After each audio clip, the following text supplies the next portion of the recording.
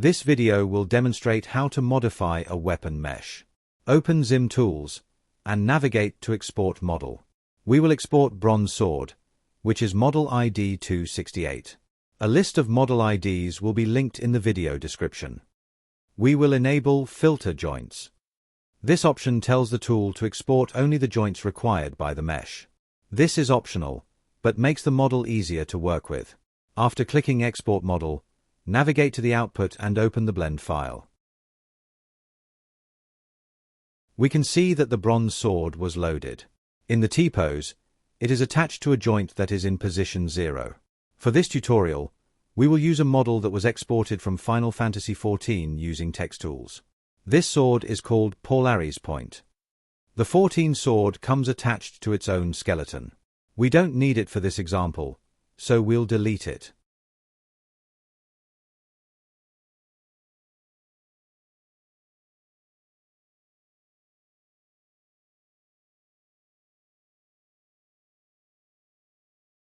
Next, we'll rotate the sword so that it has the same orientation as the bronze sword. Then, we'll adjust the position slightly. We can fine-tune this adjustment later if needed.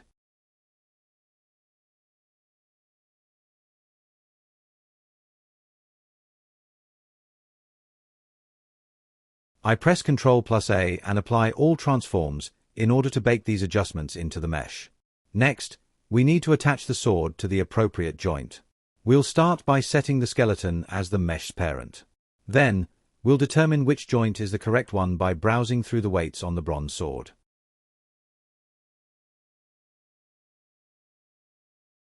Joint 84 is the one we want. We can quickly double-check that no other joint is used. Then, we can assign all vertices in the new sword to use joint 84.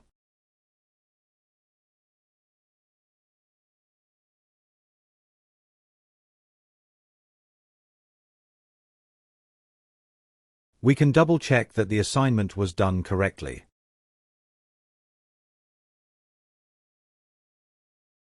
Since this is a weapon, the ID of the mesh is important. We can set it using the custom properties. For main hand weapons, we must use WEP 0. For off-hand weapons, it would be WEP 1, and for range weapons, WEP 2. The other custom properties are optional, so we will ignore them in this example.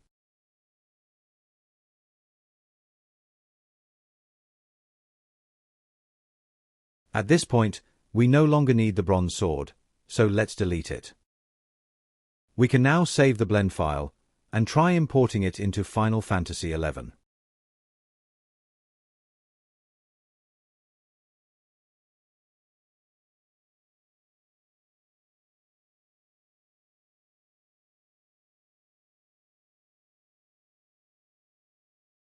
There is one warning in the output log.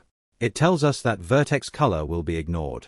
This is a limitation of Final Fantasy XI. In this case, it does not have a notable impact on the mesh, so we can ignore this warning. In Final Fantasy XI, we will reload pivot and re-equip the bronze sword to cause the model to reload. The Polaris Point was successfully imported, but there are some issues to address. First, the tool used the PNG files exported from Blender. Since these were from FF14, they are very large. This is wasteful, so let's compress them. I use NVIDIA Texture Tools Exporter for this. We can drag the diffuse texture, the one ending in D, into the texture tool. We'll use DXT1 compression with alpha enabled, since this texture has basic alpha. FF11 will not use pre-computed mipmaps, so we can disable them. Also, let's resize the texture to 50%. We can save the texture using the same name as the diffuse texture, but ending in .dds instead of .png.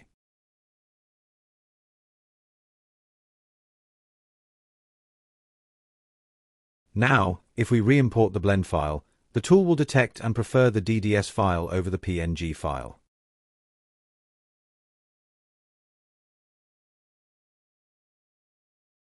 In FF11, we can trigger a reload.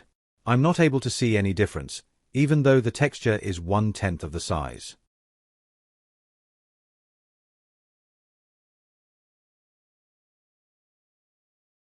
We can navigate to the workspace and double-check the resources that were imported into FF11. Another issue with this port is that the sword looks fairly flat. In particular, the cool stars are not very visible in the diffuse texture. However, FF11 only supports having a single texture per mesh, and only supports diffuse textures for skeleton meshes. A lot of detail was lost from the emissive, normal, and specular textures. We can try to compensate for this by baking these textures into one. It won't be as dynamic as FF14, but it will look appropriate for a PS2 era model. Back in Blender, let's navigate to the Shading tab. We'll need to configure the renderer and some basic environmental lighting.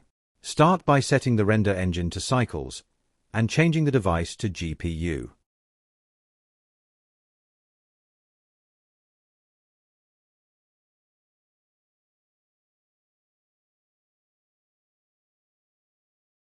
Set the context to World. Then, we'll add an environment texture node. We will use one of the textures that comes packaged with Blender.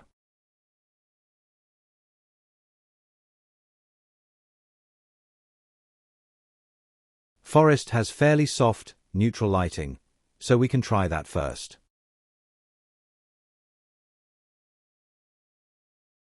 Switch back to the object context and select the sword. We don't want the transmissive texture, so we can hold Ctrl and use right-click to cut the line.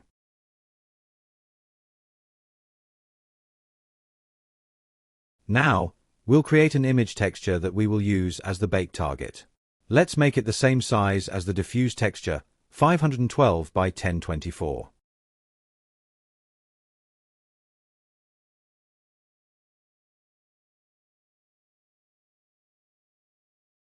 Make sure the texture is selected, and then click Bake in the Renderer tab. This can take a few seconds.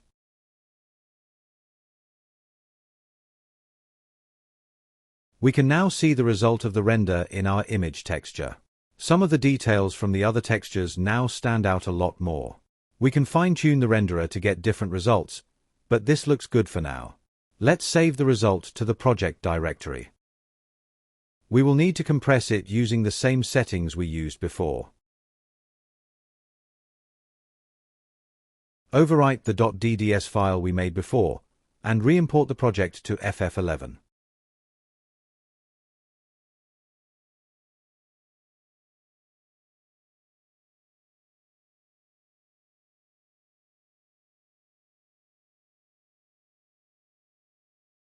Let's double-check the result by reloading and viewing the workspace.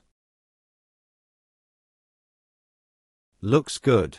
Let's reload the model in FF11. The mod is now complete. The tool has an experimental feature to copy the weapon to the other playable races. To use it, navigate to the workspace and click the root directory. The joint attachment for weapons has built-in scaling, so generally only a single mesh is needed. I use the DressUp add-on to iterate through the races.